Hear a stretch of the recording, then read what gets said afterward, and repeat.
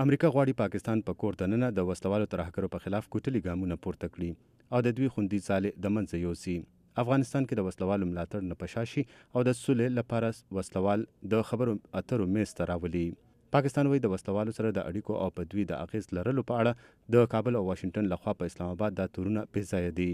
د امریکا خارجه وزیر رېکس ټیلرسن افغانستان کې خبریالانو ته ویلي دي چې سبا اسلام آباد کې د پاکستان د مشرانو سره د امریکا په غوښتنو خبرې کوي. موږ د طالبانو او نورو وسلوالو ته په پاکستان کې د مرستو بندولو لپاره د ګامونو پورته کولو په اړه د اسلام آباد نه ځانګړې غوښتنې کړې دي.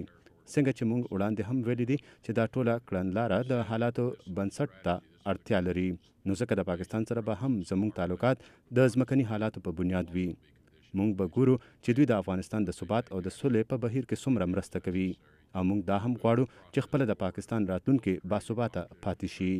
مطبوعات د امریکایي چارواکو له خولې لیکي که اسلام آباد داسې کولو ته نه تیاریږي نو بیا د پاکستان په پوځي او استخباراتي چارواکو د سفري بندیزونو، سفارتي، سیاسي، پوځي او مالی مرستو کې کمې او د ډرون حملو سیوا کولو غوندې ګامونه د اسلام آباد په خلاف واشنگټن پورته کولی شي.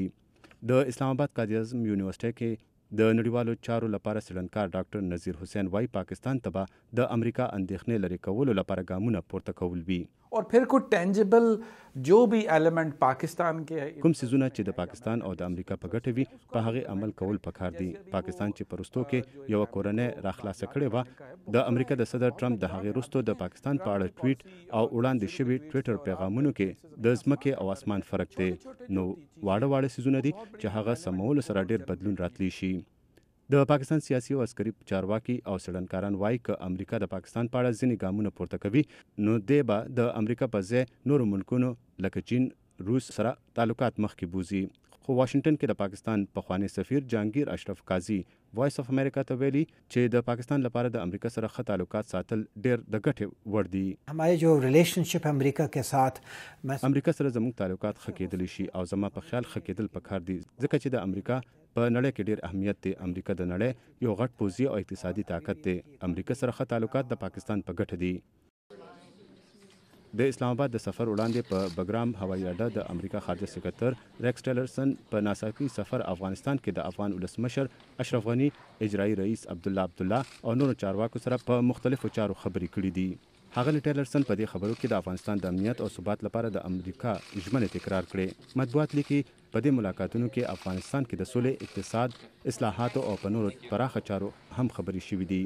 د دې وړاندې ښاغلي ټیلرسن په دوحه کې د قطر د چارواکو سره لیدلي او د خلیجي ملکونو سره د قطر په کړکېچن شوي تعلقاتو یې هم خبرې کړي. ټیلرسن د 15 ملکونو د خپل سفر شروع د سعودي عرب نه کړې وه. دوی په ریاض کې د ترهګرۍ په خلاف د سعودي عرب د باچا عبدالله او د عراق د وزیر اعظم حیدر العبادي ترمنځ یوه غونډه کې هم برخه اخیستې وه.